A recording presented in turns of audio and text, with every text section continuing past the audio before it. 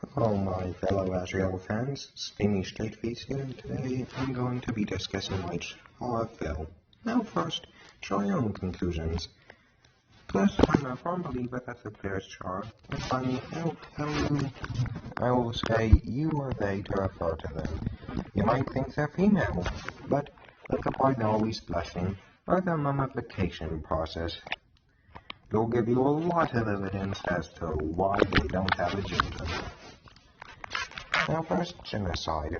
This is the easiest one to describe. In Sansa's words, quote, "Love is what shows how easily you kill, how easily you can exile yourself.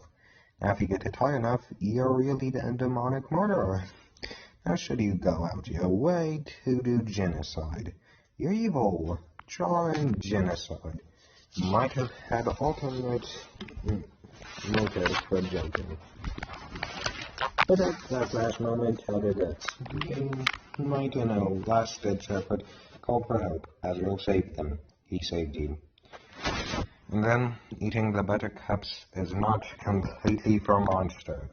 To say monsters. It's rather to finish what they started. Now we've got the much sadder bit out of the way. Now, please do not try and repeat any of the actions I speak of in this video, which is of course obvious. Now, in the neutral routes, it could really go either way depending on how many enemies you kill. Like, we've all done a neutral route before, unless that is of course we're genocidal. In which that case, should we really be on Undertale? Probably not. Now, of course, maybe you're okay at genocide, like making it humane. Probably not. Now, pacifist. For this one, it's kind of difficult, because in pacifist, it seems Chara had a pretty decent life, or at least good enough that they wouldn't, or at least good enough that it wouldn't result in what the genocide theory is. So, of course, this one's a lot more difficult. But I feel like I know how we could answer this question. Fate. Within Undertale, we know that fate's used a lot to explain things, like for example our date with the powers that we get forced into. We're not allowed out it, and we have to finish it if we ever want to fight Ariel Dreamer and free them. Which, by the way, that night that I first finished Undertale Pacifist, I cried myself to sleep. Anyway, Ariel Dreamer, he thinks that once we beat the game, we'll never come back to it. Just as something to point out for this part of the theory. It seems like in Pacifist, Chara really didn't have as many motives for hiking up. So maybe it's the same. Or maybe it's fate. Now, there's a pretty good reason as to why it's probably fate. You see, in Azrael's words, quote,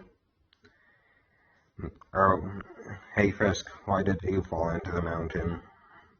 Then asks if it's because of fate, or if it's for a less happy reason. Now you might decide to take that for less happy reasons, and then blow it way out of proportions. If you do that, here's what I tell you. Please don't do that. Why? Because within that case, me saying McDonald's must mean something much more cryptic. I'm not about to. Just a random example. Now, fate is probably why Chara fell into the mountain in Pacifist. For you see, it's quite likely you were just hiking in the woods and then got lost. You ran into the mountain, but then accidentally fell down the mountain. This could help explain why. This could help explain why Azrael is so much sadder in the true pacifist route. Chara really did truly want to see the golden flowers before they died. Now, of course, this might make you quite upset. And so, another thing, before we continue. Why did I say draw your own conclusions? Because here's what I ask you. Why would you fall into Mount Ebott? Why? Because have you ever listened to his theme or memory? Yeah, I'll say memory. Have you ever listened to it and then suddenly cry quite a bit and then suddenly want to burst out in tears and not know why you want to do it?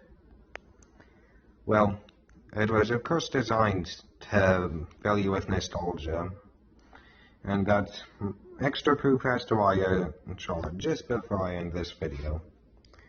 Now for today, this has been Steamy Straight Face recording. Goodbye, my fellow Sans fans. Bye.